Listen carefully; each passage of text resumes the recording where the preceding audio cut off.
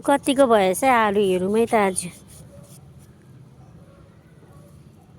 कचल्टिरहेको छ आलु पनि भयो कि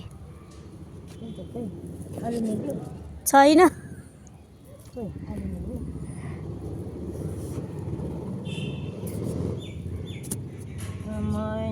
मैले एउटा निक्ल्यो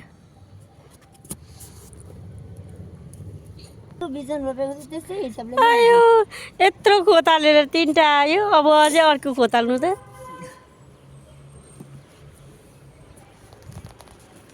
मेरो आमाले रोपेको आलु कचल्टिएछ ला बित्थामा टिपेको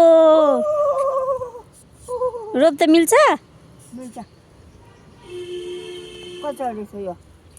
होइन मैले चाहिँ यो नचिमाटेको भए पनि हुने रहेछ चिमाटेर चाहिँ गल्ती गरेछ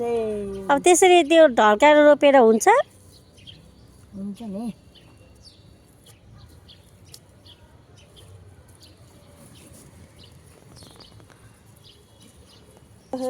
यता अलिकति भन्छ अनि यो सानो चाहिँ राखिदिन्छु रोप्ने हो नि त्यो फेरि रोप्ने यतापट्टि पनि गयो ऊ यहाँ आयो सानो सानो आयो यो